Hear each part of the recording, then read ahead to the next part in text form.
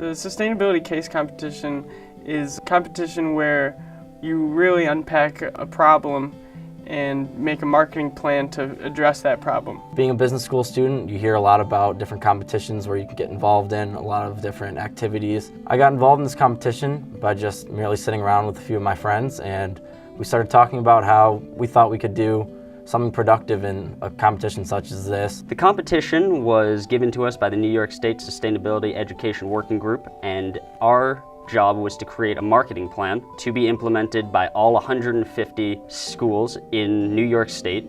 The project was about getting the students to become more involved and more interested in sustainable practices.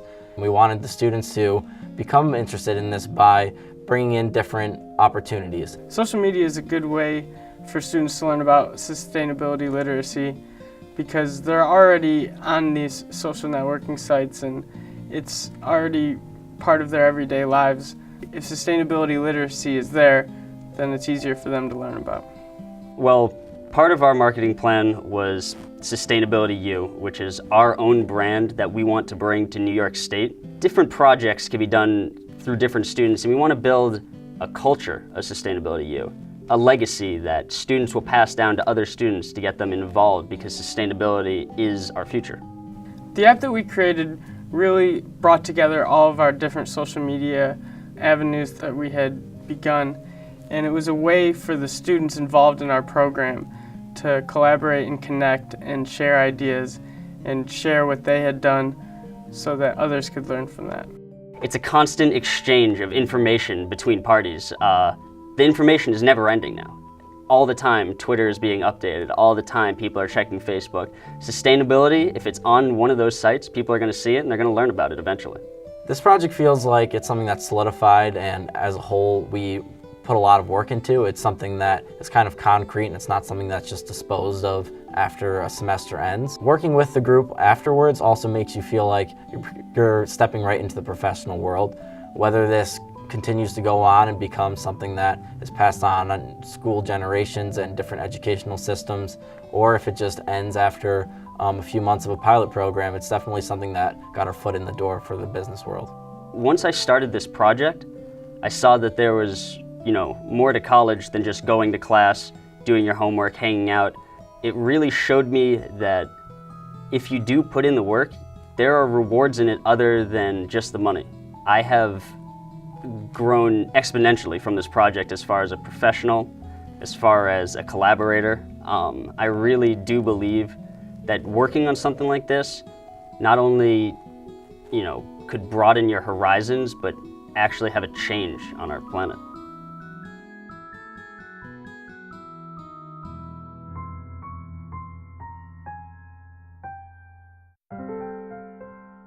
So I went to London in the fall of my senior year at Ithaca College, and I was working in an independent study, working in the British Library in the rare books reading room, every week creating a modern critical edition of a text called Of That Knowledge Which Maketh a Man Wise, which is by Sir Thomas Elyot, who is a humanist from the Renaissance era, with Professor Bob Sullivan, who was in Ithaca at the time, but we did it through Skype and phone and email conversations. If you've ever worked with truly old books, it's one of those exciting moments when you say, this one's mine. This is the book to which I have this responsibility. The text only exists in London at the British Library. There are no other editions available in any other parts of the world. So it's very much a place-driven thing. You have to be in London at the library to work with the text. You can't get it shipped over here for the weekend.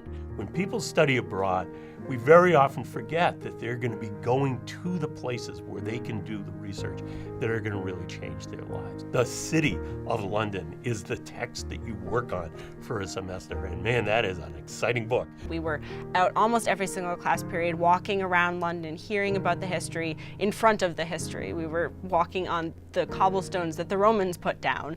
It was wild to be able to have that experience versus just going to school and going to classes and going to extracurriculars and then going back to my dorm every day. My hope is that she's going to come out of here fired with the idea that an undergraduate student can get in there and produce knowledge at the very highest level.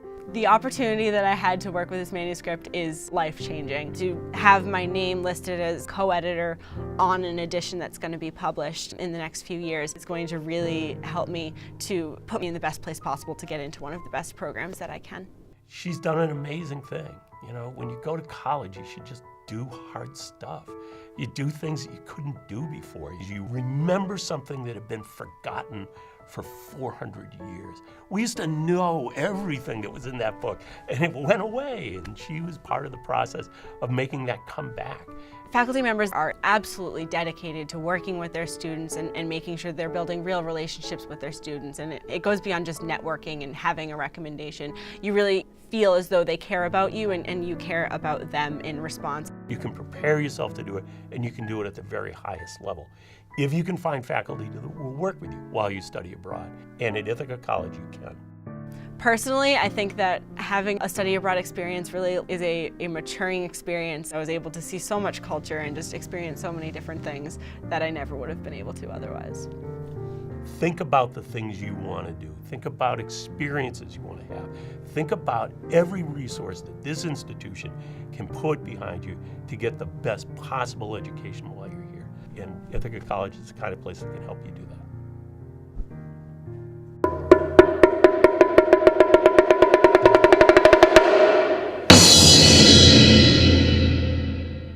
The concerto competition involved a collaboration between a composer and a performer. If we look at music history, for instance, we learn that composers throughout the centuries have collaborated with performers. From Beethoven to Brahms to Stravinsky to Shostakovich, they all worked with performers. They had performers in their circle of friends for whom they wrote pieces for. Aaron and I have been close friends for a couple of years now, and typically every couple of months I say, hey Aaron, I want you to write another piece for me. In this case, it was a much bigger project where I said, I would like you to write me a piece where I can perform a solo work alongside the IC Symphony Orchestra. I was like, why not?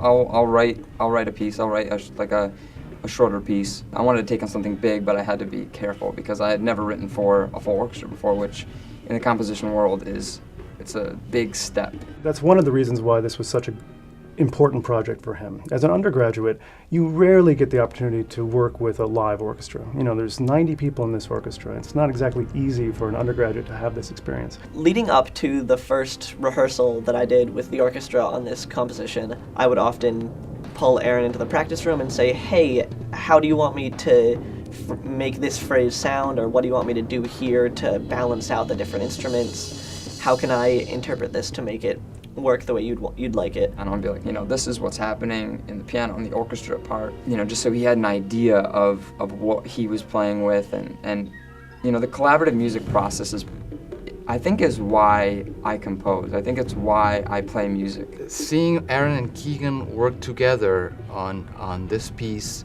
was for us a little sample of what it should be for all our students. We believe that all our students should get involved in collaboration. Ithaca College prepares students, I think, in a very unique way. First, it's about the faculty. We are all resident faculty. We are very passionate about teaching, but we're also very passionate about the art that we do individually. All the professors at this college, not just my private percussion teacher, but working in ensembles with the conductors and even taking music theory courses with our professors, has all brought me to figure out what it is that I like to do with music and what it is that I like to bring out when I'm performing it. It's definitely prepared me that way by learning how to work with others and a large group of people who each have a different role in one larger idea.